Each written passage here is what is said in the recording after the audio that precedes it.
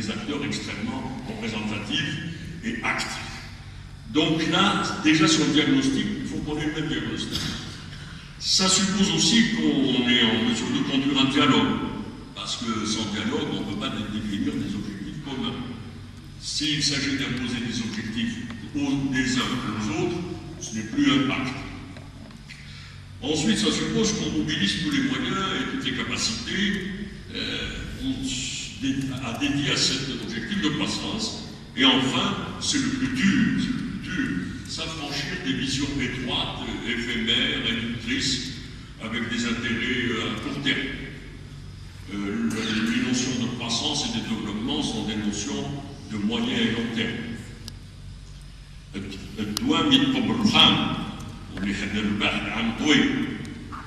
Donc la notion de temps, qui est une ressource non renouvelable, malheureusement, on ne peut pas rentrer chez un pharmacien et lui dire vends-moi 10 ans pour que je puisse rejouer au volleyball, ou 20 ans pour me remarier.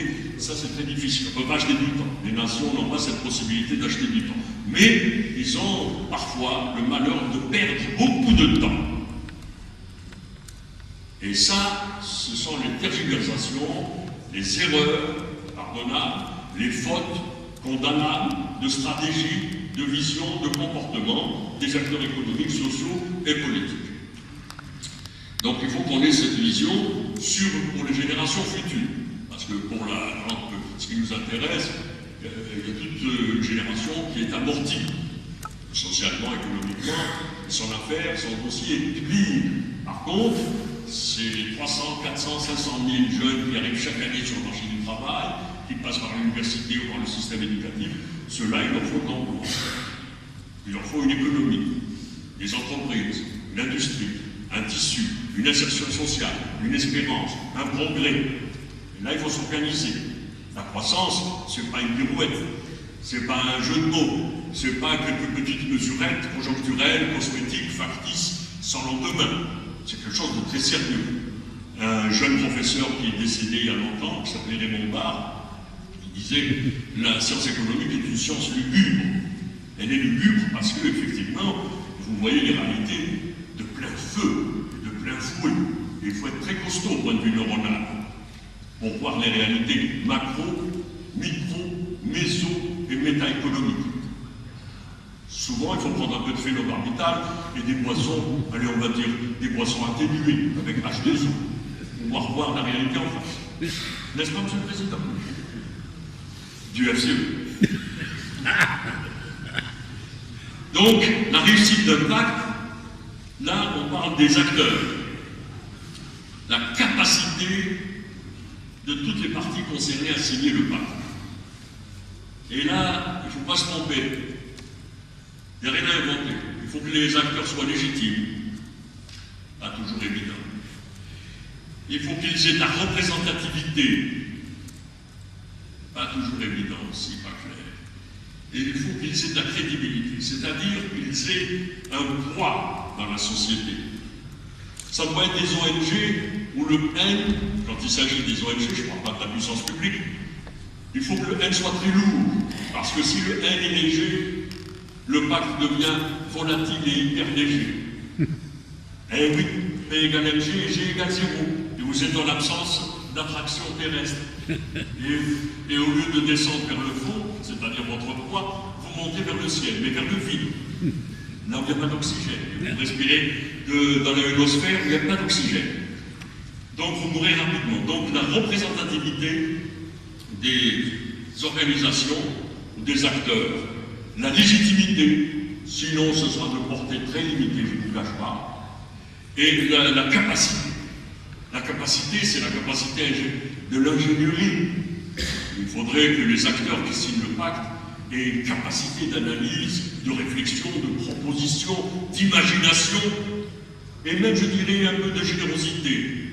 Parce que les meilleures affaires sont celles où toutes les parties sont satisfaites.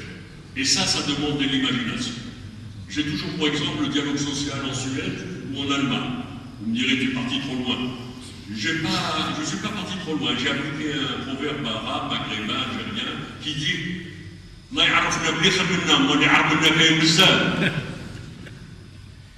proverbe du Maghreb, quelle sagesse.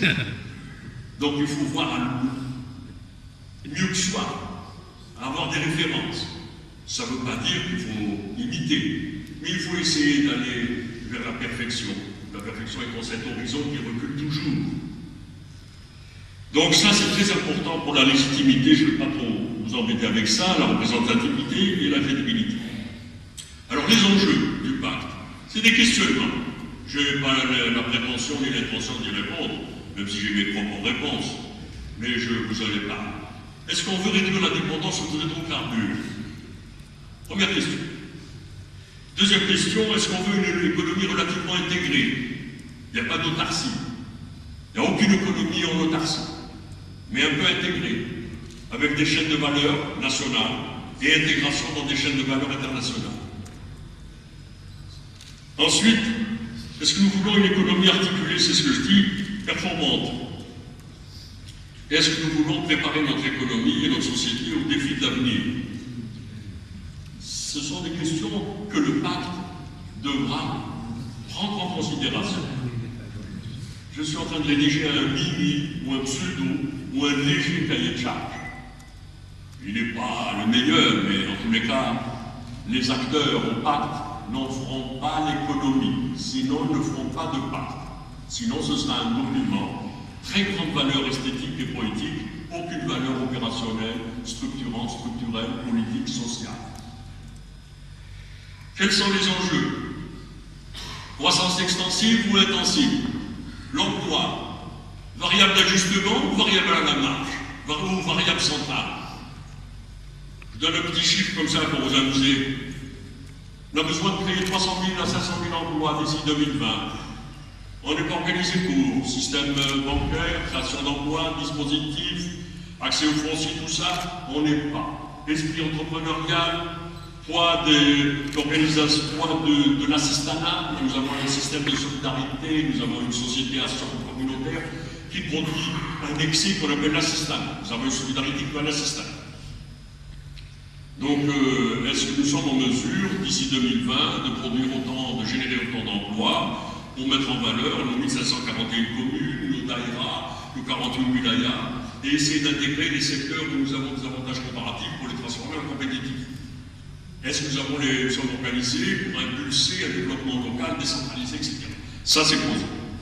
La reconquête du marché intérieur, si vous voulez savoir ce que c'est, vous faites un petit regard au CNIS, c'est un centre d'information statistique, et vous verrez la structure de notre balance commerciale. Elle est magnifique. On importe des roses en plastique, c'est beau quand même. C'est magnifique, ça sent blanc, ça sent l'acétate de sémidor. C'est un plastique noble. Donc là, il faut reconquérir le marché intérieur, reconquérir le marché intérieur. On a beaucoup de choses à faire. C'est pas vilain d'importer, c'est vilain de ne rien produire. C'est pas vilain d'importer. L'Amérique est le plus grand importateur. La Chine, c'est 1075 milliards de dollars d'importation. Mais c'est 1500 milliards de dollars d'exportation. Vous me direz, c'est la Chine. Nous, on est la petite Chine. Sinon, on reste à chiner sur les marchés européens. On vendra du gaz et du pétrole, et puis on achètera quelques produits éphémères, consentis. Produits alimentaires, pharmaceutiques, voitures, etc. Et puis, quand ça sera terminé, on aura les yeux. Enfin, les yeux pour pleurer. Je suis un peu triste ce matin. 3 heures. Mais c'est pour vous révéler, c'est ça qui est un pacte. Le développement des territoires, j'en ai parlé, l'emploi, la sécurité énergétique. La sécurité énergétique, pour notre pays, vous savez que c'est un secteur qui a 3 fonctions. Et elles sont souvent opposées. Satisfaire les besoins, financer l'accumulation et essayer d'industrialiser. L'arbitrage entre les 3, la proportion, elle fait toujours débat. Elle devrait obéir à des politiques structurelles beaucoup plus lourdes. Il est vrai que le secteur des hydrocarbures ne peut réussir que s'il a une flexibilité conforme aux réalités internationales. Mais il y a différence entre flexibilité et instabilité. La sécurité alimentaire, je vous renvoie à la balance de paiement et à notre fragilité sur ce terrain. Quels sont les facteurs de croissance? Je ne vous apprends rien en vous disant la pertinence des politiques publiques et surtout leur caractère de durée. La qualité du système bancaire et financier. 2 chiffres, 40 milliards en dehors des banques. Il avait oublié la dernière fois, c'est là, il avait parlé des 40 milliards d'euros qui étaient dans les banques. Et il a oublié de citer les 2-3 mois, les 40. Donc vous avez 40 milliards, près de 80 milliards. Donc nous avons beaucoup de ressources et peu d'emplois.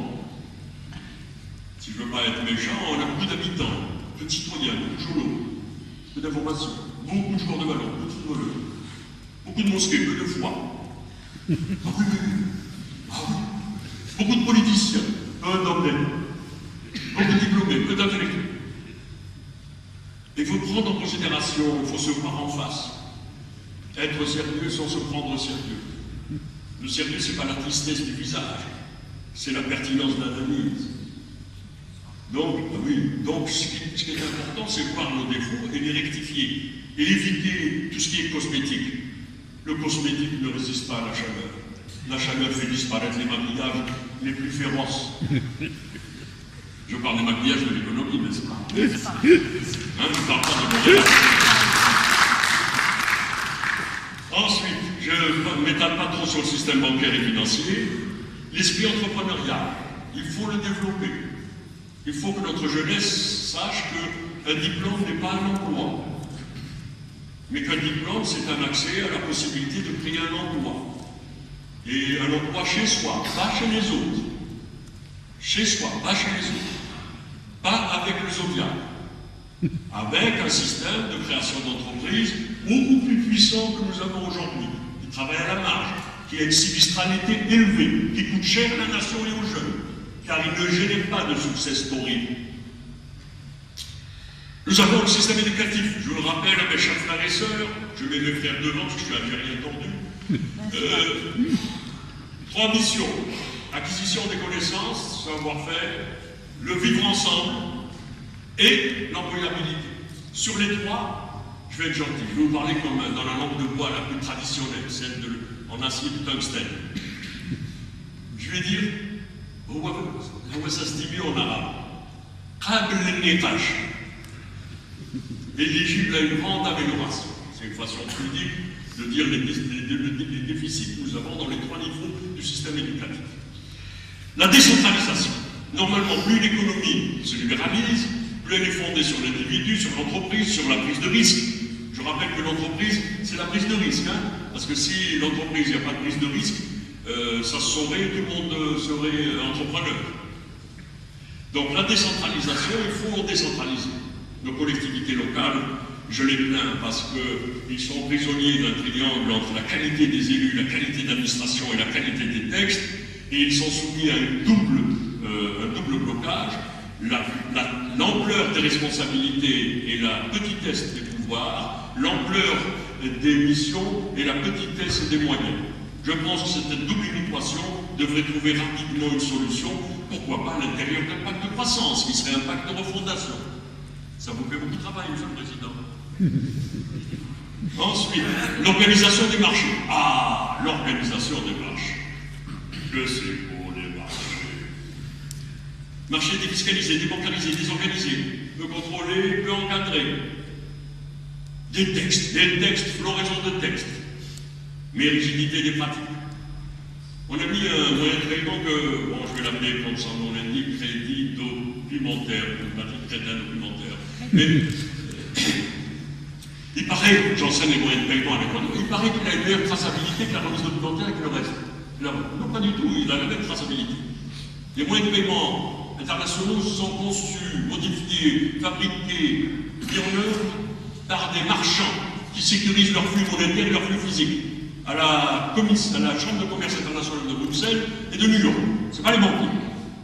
Ce qui est important chez nous et paradoxal, c'est que cette traçabilité internationale disparaît dans nos ports et aéroports. Ça s'appelle l'organisation des marchés. Ça doit être réglé. Ça tue, ça alimente l'inflation, ça casse le pouvoir d'achat, ça détruit les entreprises citoyennes. Alors les acteurs, je vais les citer rapidement, l'État et ses démembrements, ses institutions, les représentants des entreprises et les investisseurs, les détenteurs de capital, ça fait 2 joueurs déjà, les salariés, ceux qui détiennent le travail, et puis les responsables de la société civile, qui doivent être des acteurs et surtout des facteurs d'équipe. Et c'est là où j'insiste sur les ONG et sur le poids du N. ONG, un très lourd. aussi lourd que le plomb ou le mercure, au niveau atomique naturellement. Sans ces quatre, là, il y aura. S'il y a des relations léonides, c'est-à-dire de domination de l'un dans l'autre, le pacte sera à la naissance caduque. Parce qu'un pacte sans adhésion, ça sert à rien. Alors les conditions préalables, donc améliorer les conditions de la gouvernance économique, nous avons une association qui participe à cette réflexion. On doit passer absolument des politiques conjoncturelles à des politiques structurelles. Vous savez, quand on parle des IDE, pour plaisanter avec le président, je le dis, nous avons des IDE. L'Algérie a beaucoup d'IDE. Ben, c'est l'État. Comme si l'État maîtrise la banque volontaire, et moi, relativement peu. Plaisanter. Nous avons des IDE, par milliards. Ce sont les importations directes de l'étranger. Et quand on a des IDE, mais des vrais IDE, ce sont les investissements directs à l'étranger. C'est beau, hein? Donc ça, il faut qu'on arrête ça. Il faut qu'on passe à des politiques. Alors les étrangers, quand ils nous rencontrent, ils nous écoutent, monsieur. Si vous voulez nous aider, dites-nous la future réglementation. Celle d'aujourd'hui, nous la connaissons. Donc là, il faut qu'on passe à des politiques structurelles, lisibles, visibles, intelligibles, dans lesquelles les opérateurs locaux, nationaux ou internationaux peuvent s'inscrire dans la durée et entrer dans nos stratégies, sont au service de notre stratégie. S'ils trouvent leur compte, tant mieux, sinon ils n'ont qu'à aller ailleurs. Ensuite, il faut une sécurité, stabilité, c'est ce que je disais, juridique, législative. On ne peut pas gérer le nez dans le bidon une économie avec le prix du baril et la dépense publique. Ça, c'est pas des bons moteurs. C'est des petits moteurs, c'est des démarreurs. Dès que le baril s'enrhume, la dépense publique s'affaisse. Par contre, on a constaté que dès que les prix du pétrole augmentent, les réformes, allez, je vais être gentil, ralentissent. Le verbe ralentit, c'est un euphémisme, disparaissent. Ensuite, aller vers une plus grande décentralisation, j'en ai parlé, une administration économique efficace. Ah, une administration économique efficace. C'est-à-dire une administration au service de la création de valeur, au service des entrepreneurs, des entreprises, des investisseurs. Pas l'inverse. Pas l'inverse. Pas des entrepreneurs et des investisseurs au service de l'administration. L'inverse. L'administration est là pour aider les créateurs de valeur à créer l'offre de biens et services nécessaires au développement, à la croissance, à la réponse des besoins économiques et sociaux de la société. Elle est à son service, elle est financée par le contribuable, elle a une mission noble. L'administration doit avoir tous les moyens nécessaires, mais elle doit être au service de la création de valeur dans le cadre d'une politique à long terme. Pas une loi de finances complémentaire, une loi de finances par là, non, pas une loi de finances. Non, une vision claire. Qu'est-ce qu'on a comme avantage comparatif? Qu'est-ce qu'on peut en faire comme compétitif? Quels sont les créneaux dans lesquels on peut s'investir, nous, de façon intelligente et performante? Et on fait nos choix. On ne peut pas tout faire. Donc on fait des choix. Choisir, c'est renoncer. Mais on ne fait pas des choix tout seul, on dialogue, on diagnostique et on décide. Ensuite, avoir des services publics, c'est ce que je dis, des services publics au service du public. Et enfin, la commande publique. Pour l'instant, il ne joue pas un rôle structurant dans l'émergence des acteurs de valeur ajoutée en Algérie. Je pense que les marchés publics peuvent encore être un instrument pour améliorer la création de valeur, la sous-traitance, la micro-entreprise, le coaching des entreprises, le coaching des grandes entreprises sur les petites, l'intégration sectorielle, le développement local, la création d'emplois, la genèse d'épargne, le financement du trésor par de l'impôt, etc. Ce qu'on appelle le cercle de la croissance. Consommation, épargne, investissement, production, les 4 temps du moteur. Ensuite, des textes qui favorisent la production interne, je vous passe tout ça, la reconquête, j'en ai parlé. L'accès aux technologies propres. C'est très sérieux, l'environnement. C'est très sérieux, nos économies d'énergie. Donc il faut qu'on ait cette vision de l'avenir pour préserver le milieu. Ça ne sert à rien de prendre de la valeur et de détruire l'environnement. Les ressources naturelles, je vous ai parlé, la formation. Tous les pays émergents ont fait des efforts de formation. C'est le facteur clé, l'acteur clé de réussite et de changement. Sans l'homme, et la femme naturellement, sans l'homme, point d'avenir pour l'économie. Point de création de valeur ajoutée. Point de PIB. Point de croissance. Encore moins de développement. Donc là, on doit faire des efforts sur la formation. Ce que je dois dire, il faut le reconnaître, mon pays consacre 40% de son budget de fonctionnement à l'éducation. Reste la qualité, la performance, l'orientation. Les entrepreneurs se plaignent de ne pas trouver tel et tel profil.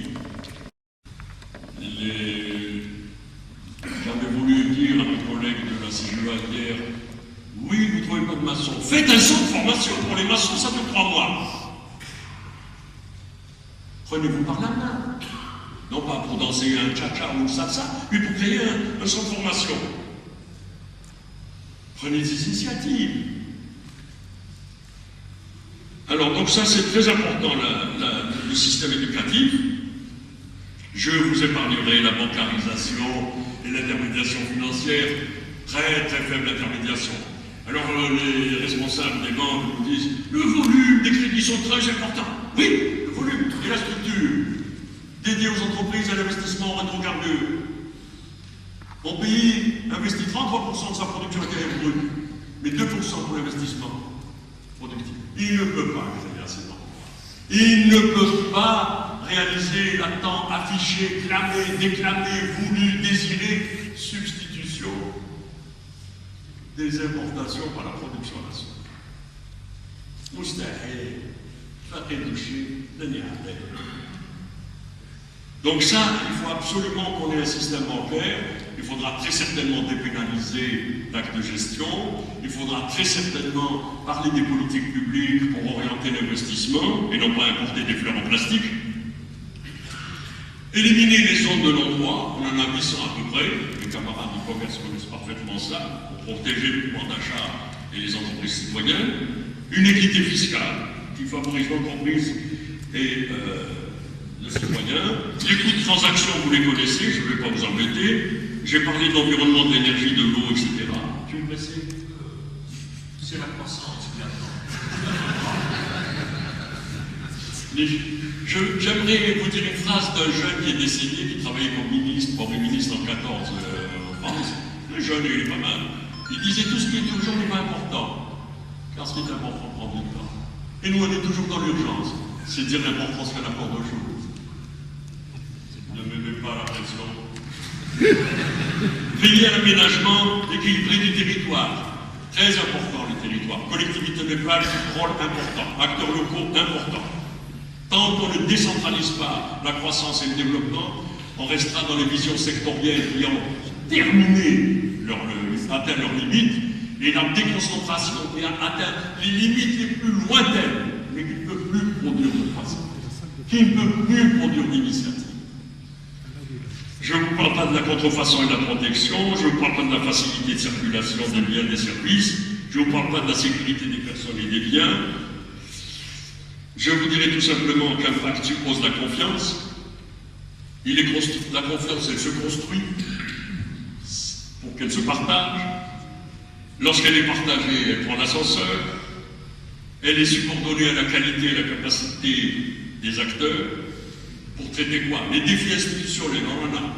Aujourd'hui, nous avons une grande contrainte, c'est notre propre organisation qui ne génère pas de croissance.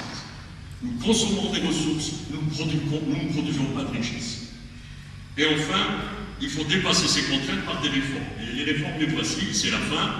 De toute manière, quel que soit le contenu de ce pacte, croissance intensive, extensive, productivité, reconquérir, on ne fera pas l'économie d'une réforme de l'État, puissance publique, organisateur de la compétition, de l'intérêt général, de la cohésion, de la solidarité.